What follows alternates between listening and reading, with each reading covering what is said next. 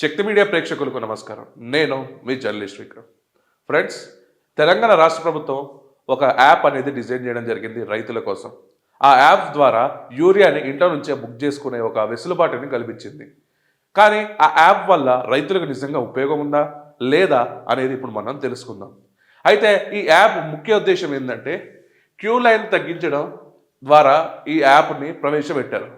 అసలు దీంట్లో మర్మం ఏంటంటే ఇక్కడ క్యూ లైన్ అనేది సమస్య కాదు ఫ్రెండ్స్. ఏంటంటే ఇక్కడ యూరియా కొరత స్టాక్ లేనప్పుడు యాప్ వల్ల ప్రయోజనం ఏంటి అనేది ఒక ఫస్ట్ డౌట్. అండ్ సెకండ్, ఇక్కడ నిల్వ ప్రదర్శన. యాప్లో ఎరువులు స్టాక్ వివరాలు చూడవచ్చు. కానీ రాష్ట్రంలో స్టాక్ సున్నా ఉన్నప్పుడు ఎక్కడికి వెళ్ళి ఆ రైతు బుక్ చేసుకోవాలి? ఎంటీగా చూసేసుకొని ఇంట్లో ఉండిపోవాలా? సెకండ్ క్వశ్చన్, ఇక్కడ సాంకేతికత. డిజిటల్ విధానం ద్వారా పారదర్శకత అనేది తెలంగాణ రాష్ట్ర గవర్నమెంట్ అంటుంది. కానీ ఇక్కడ డిజిటల్ వివక్ష సన్నకారు రైతులు, వృద్ధుల దగ్గర ఏదైతే రైతులు ఉంటారో ఏజెన్సీ ప్రాంతాలు ఉంటాయో అక్కడ ఇప్పుడు కూడా నెట్వర్క్ లేని ప్రాంతాలు కొన్ని ఉన్నాయి. మరి అక్కడ 4Gలు 3Gలు రావు. మరి అక్కడ ఈ యాప్ పరిస్థితి ఏంటి?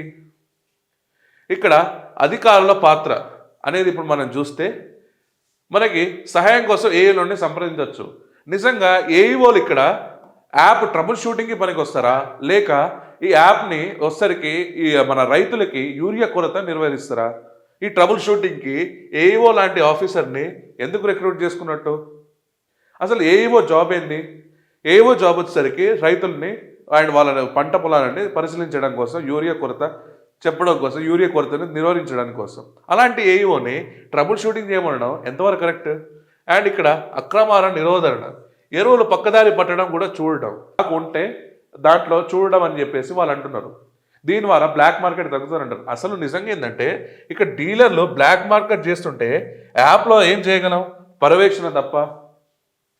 అండ్ ఇంకోటి, ఇక్కడ సమయం డిసెంబర్ 20 నుంచి ప్రయోగాత్మకం.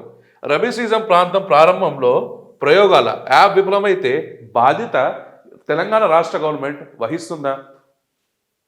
అండ్ ఇప్పుడు ముగింపుకు వస్తే, ఆధునిక టెక్నాలజీ అమలు విస్తరించకుండా యాప్ తీసుకున్నదానా అంటే ఖాళీ బుకింగ్ స్లిప్ ఇచ్చినట్టే కదా.